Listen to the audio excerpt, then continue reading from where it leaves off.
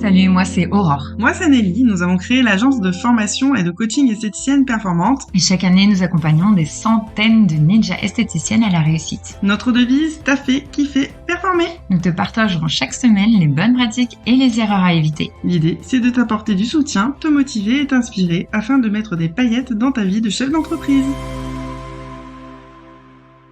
Bonjour et bienvenue dans l'épisode 1 du podcast Esthéticienne Performante.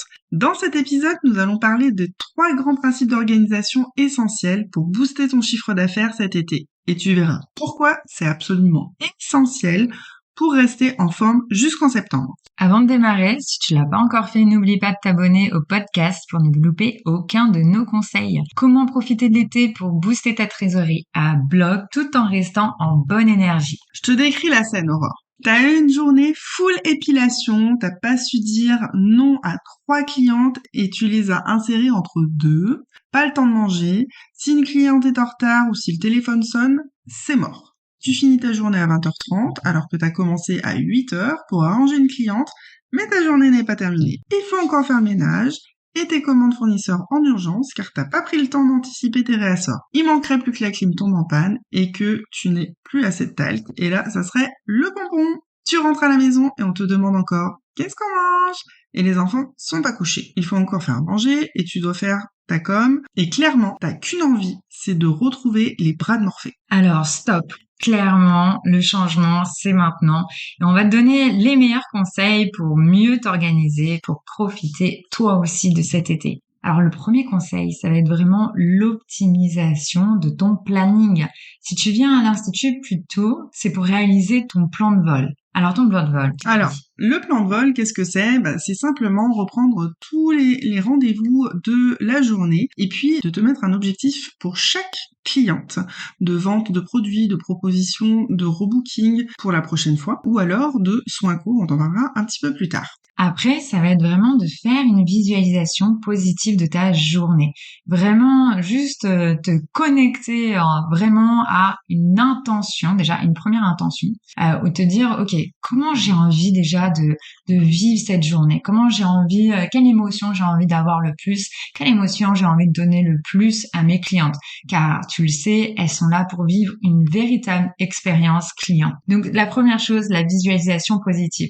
La visualisation positive, c'est à la fois quantitatif et à la fois qualitatif. Le qualitatif, on vient de le voir.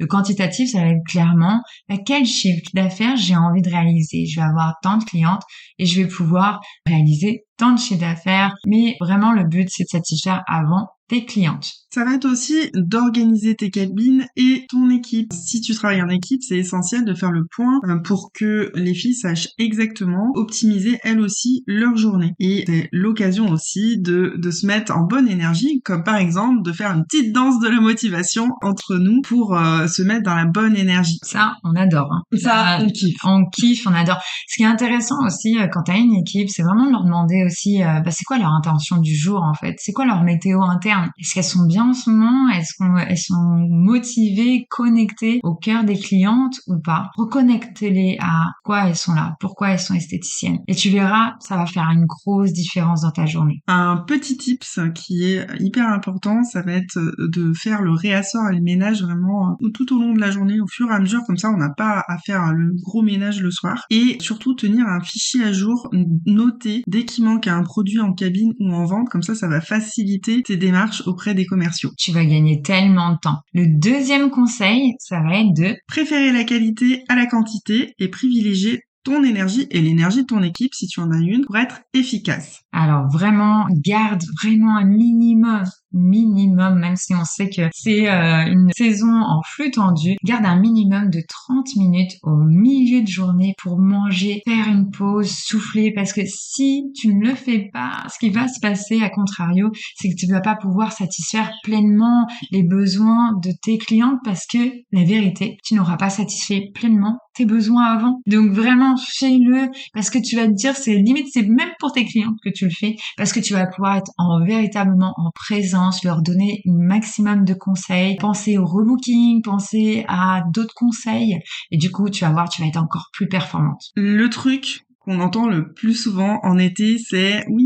mais j'ai pas su dire non à telle ou telle cliente, du coup je l'ai inséré entre deux ». Et clairement, on l'a tous fait, on le fait tous. On craque. Sauf que si tu fais ça, en fait, ça va être totalement contre-productif. Donc, on te conseille vraiment de ne pas le faire et surtout d'éduquer tes clientes à rebooker à l'avance. Ça va te permettre d'éviter les coups de fatigue, le stress, d'enchaîner les clientes en permanence et surtout, tu n'auras pas assez d'énergie pour parler de tes produits, tu risques de manquer des ventes. Donc, on va vraiment privilégier la qualité plutôt que la quantité. Complètement. Et pour éviter de perdre ton temps avec le téléphone toute la journée, si tu n'as pas mis de logiciel en ligne ou que les clients, font les rebelles, ils veulent absolument t'avoir au téléphone. On sait que ces clientes chouchoutes sont là aussi et on les aime aussi, il n'y a pas de souci. Mais mets bien un message de répondeur pour la prise de rendez-vous en ligne justement ou demande leur téléphone au cas où si vraiment tu n'as pas de possibilité de faire de rendez-vous en ligne. Rebook d'une fois à l'autre systématiquement tes clientes, c'est très très important. Voilà, ça va te permettre vraiment d'optimiser ton temps. Et si jamais dans le courant de la journée,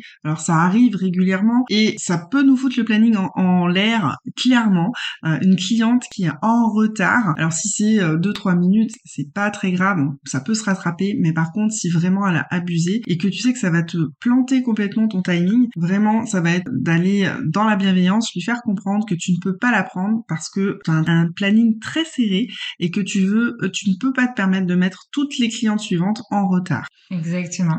Optimiser ton planning de prestations pour varier les soins, pour éviter les gestes répétitifs et la fatigue musculaire, mal de dos et autres. Mais clairement, Nelly, j'ai envie de dire, franchement, optimiser ton planning de prestations, c'est limite un conseil les majeurs phares plus.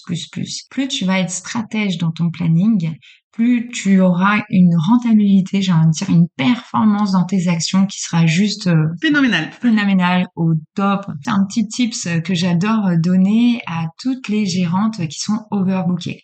Quand vous êtes overbooké, vous avez plein de rendez-vous, vous savez plus comment faire donner de la tête. Est-ce que ça se dit? Ou donner de la tête. Ou donner de la tête, voilà. C'était un peu à côté, mais bon, si vous commencez à me connaître, c'est que les expressions, c'est toujours un petit peu un poil à côté. Hein, voilà. Un poil à côté. Mais tu vas, oui, pour ne pas faire de jeu de mots. Ah oui, pour ne pas faire de jeu de mots, totalement. Bon, optimiser son planning. Donc, comme je disais, les overbookés, souvent, vous avez beaucoup de prestations, peut-être des prestations qui sont moins forte valeur ajoutée et moins rentables. Ça peut être, par exemple, l'épilation. Ou pas dans certains concepts. Attention, là, c'est en général quand je parle. La chose étant, c'est que gardez bien des plages horaires pour des nouvelles clientes, pour, par exemple, des cures soins visage, pour des cures minceurs. Ça va vous permettre d'aller sur des prestations à haute valeur ajoutée. Mais si vous n'avez pas prévu le temps dans le planning, ça va être compliqué. Donc faites-le. Vraiment, soyez stratège à partir de maintenant jusqu'à toujours. Voilà. Troisième conseil d'organisation qui est vraiment une pépite. Alors peut-être que tu le fais déjà, mais on ne sait jamais. Je préfère le dire. C'est vraiment de mettre en place, mais tout au long de l'année. Hein. En été, c'est encore plus important, mais tout au long de l'année, mettre en place une liste d'attente de tes clientes qui sont intéressées pour avoir un rendez-vous. Donc cette liste d'attente à contacter en cas de désistement.